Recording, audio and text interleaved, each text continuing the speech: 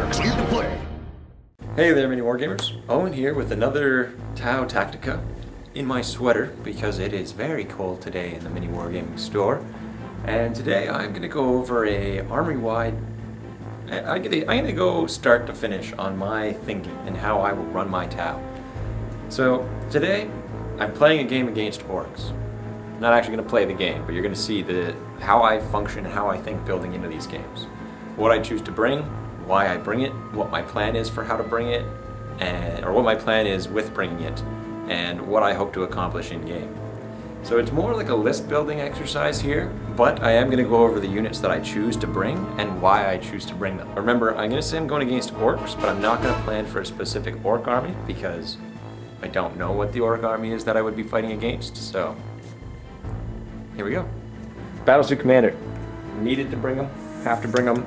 He will have a job to do. I'm going to give him the air bursting fragmentation projector because large blast that ignores cover will be great against Orks. They have large groups with poor armor saves. They usually hug cover, or they bring the custom force field to protect them against the kind of attacks that he'll throw down with the cover save, but that'll negate it. Along with that, I'm going to give him a melt-a-gun because battle wagons and trucks are very common in an Ork list. So I expect that I'll be up against those. That gives him a good counter against both swarms and close heavy support or large vehicles. Even if he is up against something like a dreadnought, he'd still have a good chance. In addition to that, you give him the multi-tracker, of course, so he can fire both weapons, probably hardwired, and a shield generator to give him a 4-up invuln. Now, depending on the points value, let's say for example this is a 1750, I'd then give him a stimulant injector to give him the 5-up feel no pain, and or the iridium armor to give him a 2-up armor save, so he becomes essentially a walking Terminator. And by walking I mean flying. So that's the first step, the first thing that I would bring. The next choice in this list definitely would be the battlesuits. Now I would attach him to this unit and I would only bring one. They're predominantly going to have target locks so they can shoot different units, along with missile pods and plasma weapons. Now, the reason why I'm bringing these is the missile pods are for popping trucks, because trucks only have an armored value of 10, and against that, missiles get through at strength 7 very easily. With 2 shots each at 36 inches, if I can go first, I can potentially destroy all of his fast vehicles in one round. Target lock is because I don't want to waste all of my rockets on one truck. I know that, or rather I don't know, but I should be able to destroy a truck with 2 missiles. The plasma rifle is because he's got stuff like mega knobs and def coptas and bikes, things that my regular fire warriors won't be able to pop through. Not to mention it is still a strength 6 gun against trucks and vehicles like that, the nice soft vehicles that his army uses that these guys will be hunting. Most likely I'm going to deep strike these guys, all of them.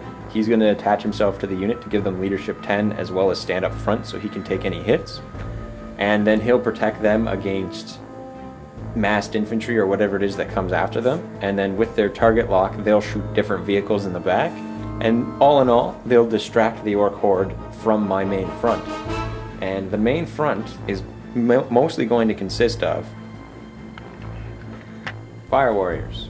Now, I've only got 3 set up here. This would most likely be more towards 4 or even 5 full units of fire warriors. In this case, I'm going to take his hope that he's bringing a more mechanized list, that he wants to bring more speed freaks and more coptas and more fire and more battle wagons and more basically trucks. Basically, I'm expecting my opponent to go faster because we know that swarm hordes don't work. Against the Tau, we can run and gun and we will kill all of his herds of infantry. So 3 units of fire warriors, all of them with EMP grenades, so that if he does bring his vehicles in, they can easily destroy them with a toss of a grenade or fire from their rifles that are able to destroy next to anything he has. Along with that, they have their strength 5, AP 5 assault or rapid fire weapons. So 15 inches away, between these 3 units, that's a total of 72 more shots at strength 5. So 72 shots that he can't protect himself from, unless he hides in cover or has a Ardboy upgrade. And if he has an Ardboy upgrade, that's even better, because we'll get to it, but the railgun will take him out. And if he doesn't, then these guys will eat him up. But if he does, then he has less guys, which means it's better for us anyway. So, Fire Warriors, they will definitely be a need be, or you'll definitely need them. They are a must. You do need one for sure. You are required to have one Fire Warrior unit. The next thing that you're going to look at in your army is your Pathfinders. Now, this is also going to vary depending on the game size, because the way I play this list, they are going to be all of your marker lights. They're going to be the ones that make your Fire Warriors better, your battlesuits unstoppable, and your railguns do all the damage. So you're going to want at least 8, like bare minimum of 8, so 2 units of 4 in their Devilfish. I'd recommend at least 12 to 16. So you're going to want to bump up both these squads to 6-man or 8-man in each one. Usually 7 is a good call. You can save 24 points and they still become 2 guys. You still need to kill at least 3 guys to make them have to do a test. So, or you have to kill 2 guys. Anyway, moral of the story is lots of Pathfinders, because in addition with the Fire Warriors are going to shoot them up at hitting on 2s, wounding on 3s if they get full marker light support. Or you're going to remove whatever cover save he brought, and the Fire Warriors are going to just gun them down that way.